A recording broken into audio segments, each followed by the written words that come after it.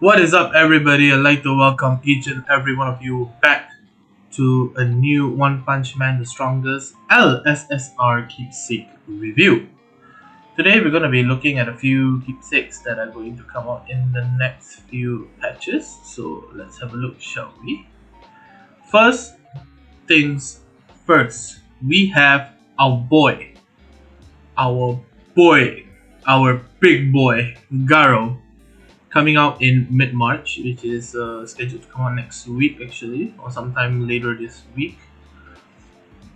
So, some of you may be acquainted with his normal ultimate. Deals AoE 6, 100% attack, 100% chance to inflict internal injury into 3 targets affected by resistance doom, and his internal value when procced is 130% of his attack. But when you upgrade it to its Ultra, you get a flat 10% from the keepsake as well as 20% on his ultimate damage. 100% chance to inflict internal injury again, but this time you have an extra target, so 4 targets, and his internal value goes up by 15%, which is very good. And in my opinion, this is arguably one of the best KS longevity wise, just because as you can see from the pause video, Garo has some use in Bomb Core, so you'll be seeing a good 9 to 10 months of use on it. So if you're cashing in for Garo keepsake, I would say it's one of the best keepsakes for you to cash in for. It's also a win condition for hero PvP. It's a difference maker just because not only for the ultimate damage actually. It's also for the internal injury proc. You get 4 targets instead of 3, so you have your follow-up nuker, which is usually King. Further down the road, it will be Genos. And you have an extra target which you can basically 100 to 0 with the internal injury buff.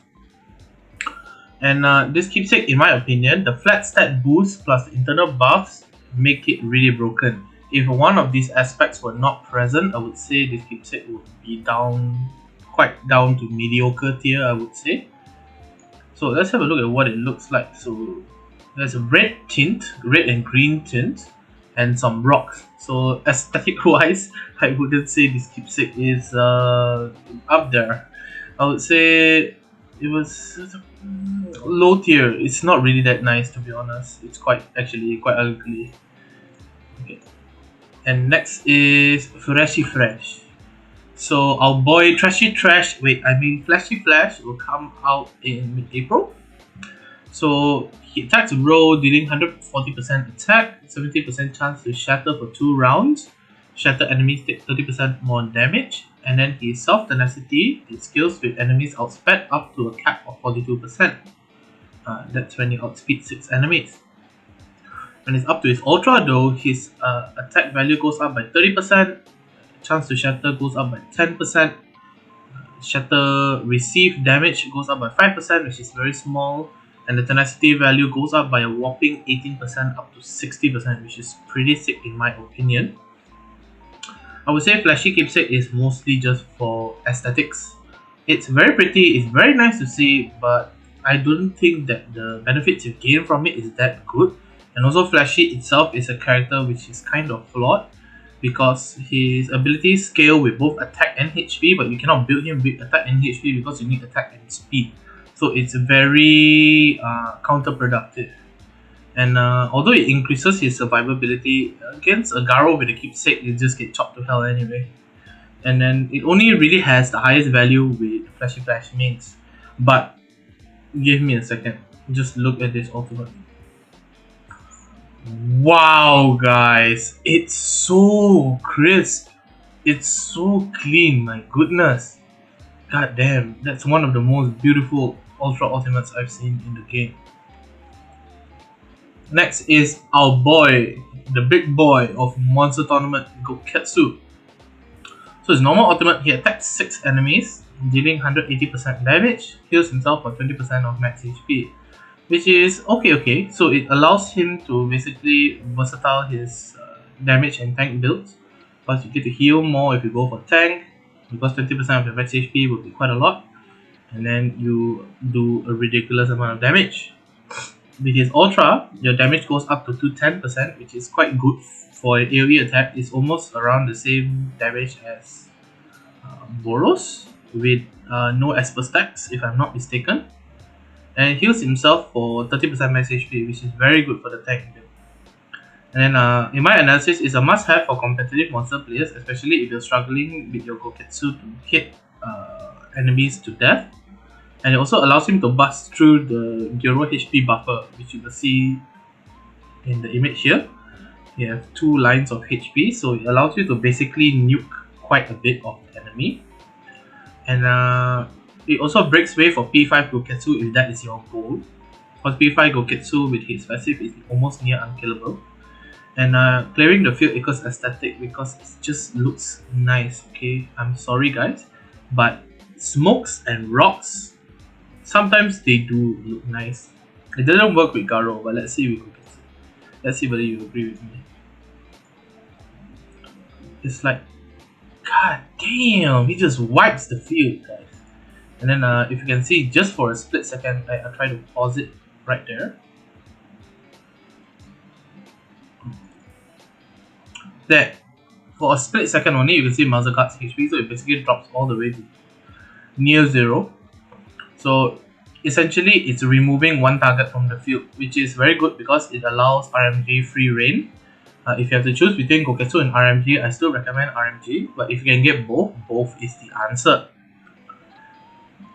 But I still feel like RMG P5 is better. After discussing with a few people yesterday, I changed my mind. I feel like Gokatsu, although his P5 is good, I feel like RMG's P5 you get more value out of it. So if you have to choose one, go for RMG, everybody. And last but not least is our resident chicken boy, our winner chicken dinner, our fried and golden brown delicious, our attack Phoenix Man. So normal ultimate, he attacks back row, dealing 150% damage, which is so. 70% chance to inflict burn with 100% attack. With his ultra ult, he deals a 30% influx of damage, and then he has 100% chance to inflict burn with a value that's still not so good. 120% of his attack is so. So my analysis, as I said before, Attack KFC is not bad actually, but if you're going for HP, it doesn't make too much of a difference, to be honest. The major drawback is that he only hits 3 units. If this were to hit 6 units, this would be a very good ultimate in my opinion. In my opinion, it's a KS that's not necessary for whales. For leviathans, you're in a different subgroup altogether. For people who are planning to get Phoenix Man keepsake to main Phoenix Man, I suggest you think twice. Because that it's just so character. You can just run him as HP and then just play it like that. I recommend that play. So let's have a look at our resident chicken boy over here. Our cacao! Boom. So, okay, I have a little bit of beef with this ultimate.